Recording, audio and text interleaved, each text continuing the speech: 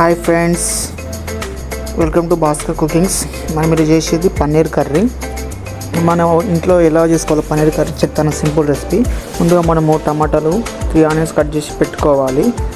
తర్వాత మనకు పచ్చిమిర్చి 3-4 పీసులు కట్ చేసి పచ్చిమిర్చి తర్వాత మనము 3 టేబుల్ స్పూను ఆయిల్ తీసుకోవాలి. తర్వాత మనకు ఒక స్పూను జీలకర్ర, 1 స్పూను ఆవాలు, తర్వాత కరివేపాకు తగినంత. తర్వాత ఎలా చేసుకోవాలో చెప్తాను. ముందుగా మనము స్టవ్ వెలిగించాక ఒక ప్యాన్ పెట్టుకోవాలి. ఆ ప్యాన్ పెట్టుకున్న తర్వాత దాంట్లో 3 టేబుల్ స్పూను ఆయిల్ తీసుకున్నాం కదా, అది మొత్తం వేసేసుకోవాలి. వేసుకున్న తర్వాత ఆయిల్ కొంచెం వేడి అయ్యేదాకా ఆగి కరివేపాకు, జీలకర్ర, ఆవాలు అన్నీ వేసుకోవాలి. అవి కొంచెం ఫ్రై అయిన తర్వాత మనకు పచ్చిమిర్చి వేసేసుకోవాలి. పచ్చిమిర్చి వేసుకున్న తర్వాత పచ్చిమిర్చి బాగా కలపాలి. కలిపిన తర్వాత పచ్చిమిర్చి ఫ్రై అయిన తర్వాత పచ్చిమిర్చి బాగా ఫ్రై చేసుకోవాలి. పచ్చిమిర్చి ఫ్రై అయిన తర్వాత మనము ఆనియన్స్ వేసుకోవాలి. మనం ముందుగా కట్ చేసిన ఆనియన్స్ ఉంటాయి కదా, అవి వేసేసుకోవాలి. అవి వేసుకున్న తర్వాత ఆనియన్ బాగా ఫ్రై చేయాలి. ఫ్రై అయిన తర్వాత టమాటా వేసేసుకోవాలి. టమాటా కూడా బాగా ఫ్రై చేయాలి.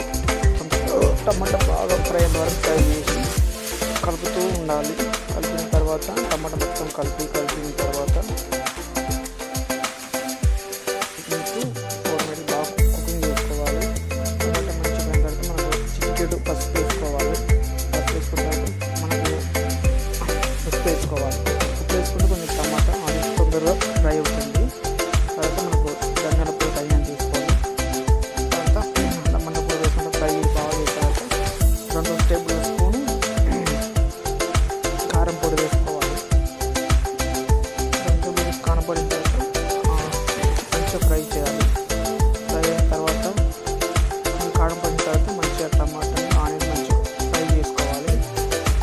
తొందరగా వాటర్ వేసి మనకు కారం అనిపిస్తుంది. ఆ ఫ్లేవర్ మనకు అంత తగ్గదు. మొత్తం కారం పొడి పైనే ఉంటుంది. మంచిగా ఫ్రై చేసుకోవాలి.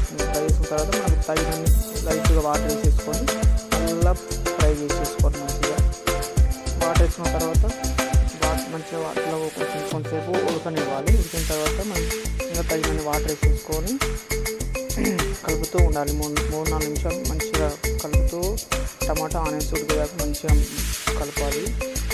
కలిపిన తర్వాత మళ్ళీ మనము ఆయిల్లో పన్నీరు ఫ్రై చేసుకోవాలి.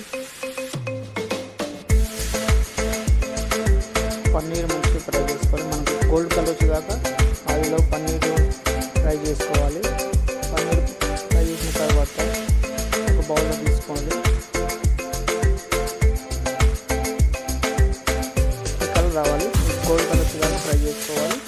చేసుకున్న తర్వాత బౌల్ వేసుకొని డైరెక్ట్ ఇది కలర్ కనిపిస్తుందా ఇలా కలర్ వరకు తీసేసుకొని మనము దాంట్లో యాడ్ చేసుకోవాలి. మంచిగా కలుపుకోవాలి. మంచిగా ఒక 2-3 మినిట్స్ మంచిగా కలుపుకున్న తర్వాత మనం మంచిగా గుమ్మలాడే పన్నీర్ కర్రీ రెడీ.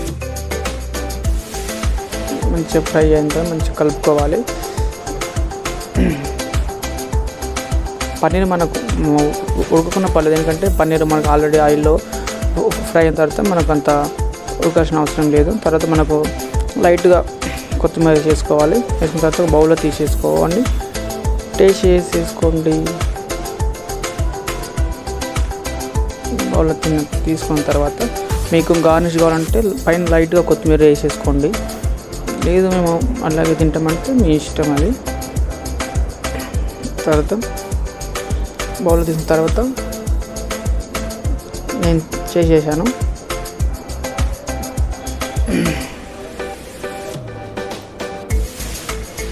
ఇప్పుడు నేను టేస్ట్ ఎలా ఉందో తిని చెప్తాను మీకు. రైస్ కానీ చపాతీ కానీ బాగుంటుంది. తిన్నా మస్తు బాగుంది, సూపర్ ఉంది. మీరు కూడా ఇంట్లో ట్రై చేసుకోండి. ఎక్కువ ఏమీ కెమికల్స్ ఏమీ లేకుండా మామూలుగా మన ఇంట్లో ఉండే రెసిపీతోని. మీకు ఈ వీడియో నచ్చితే లైక్ చేయండి, సబ్స్క్రైబ్ చేయండి.